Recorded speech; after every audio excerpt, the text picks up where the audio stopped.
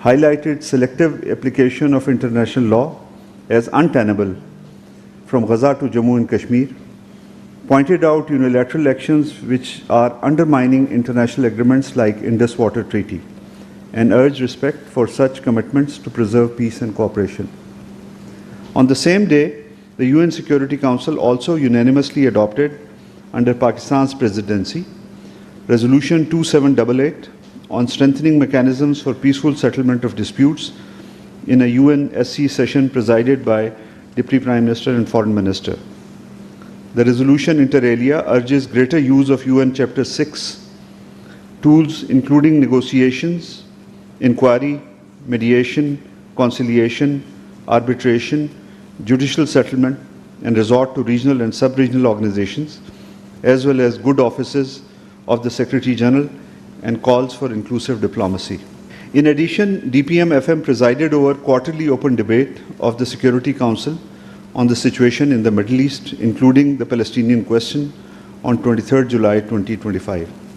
Delivering Pakistan's national statement, the DPM condemned systematic targeting of hospitals, schools, UN facilities, aid convoys, and refugee camps as deliberate acts of collective punishment in flagrant violation of international humanitarian law, numerous Security Council resolutions and General Assembly resolutions, as well as binding provisional measures ordered by the International Court of Justice.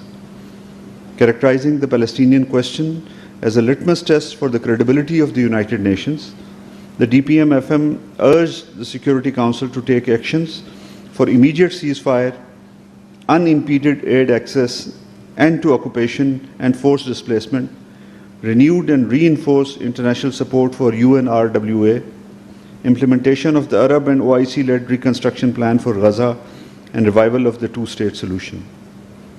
The DPM-FM will also chair a high-level briefing of the UN Security Council today in New York that focuses on enhancing cooperation between the UN and Organization of Islamic Cooperation.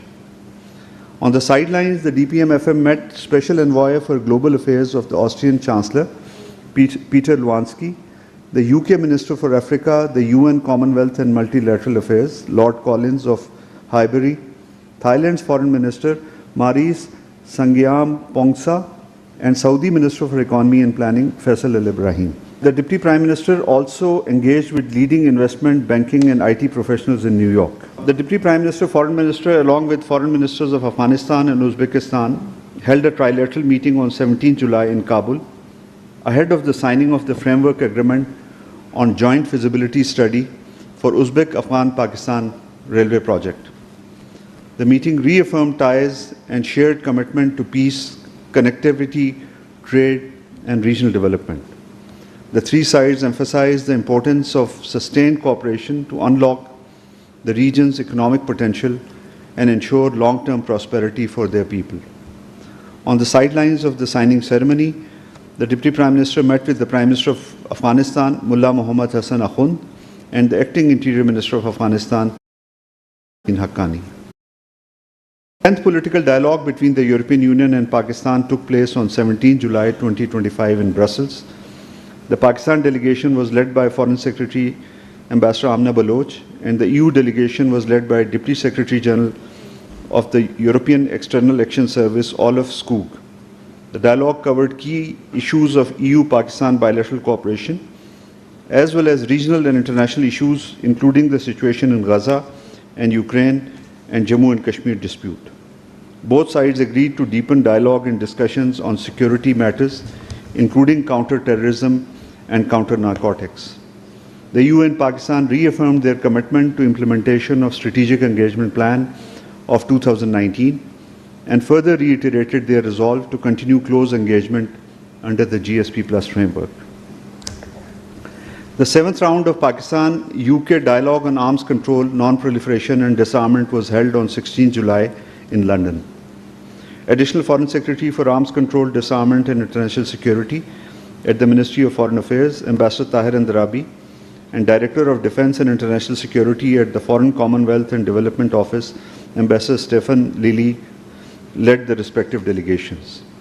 The two sides engaged in comprehensive discussions on a wide array of issues, including international and regional security, strategic stability, arms control, disarmament, non-proliferation, and peaceful uses of nuclear technology. Pakistan condemns in the strongest possible terms the Israeli attacks against Syrian Arab Republic in contravention of international law and principles of the UN Charter.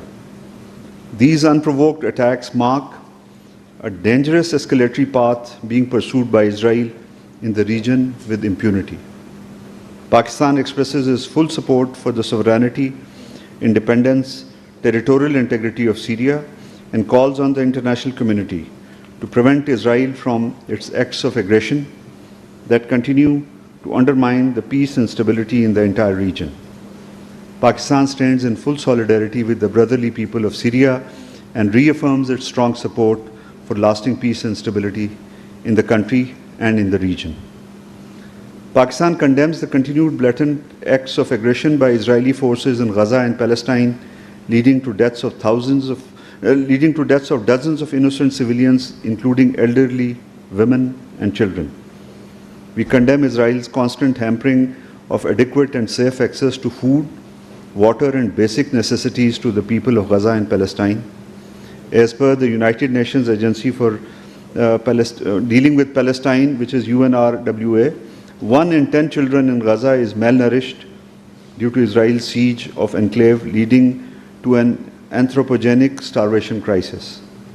Pakistan reiterates its call for immediate and unconditional ceasefire, an end to Israel's unabated massacre of the Palestinian people, lifting of the inhuman siege, expeditious delivery of humanitarian assistance to the Palestinian people. We firmly believe that the only just solution to the Palestinian question is the creation of an independent, viable, sovereign, and contiguous Palestinian state along the pre-June 1967 borders with Al-Quds Al-Sharif as its capital. I thank you.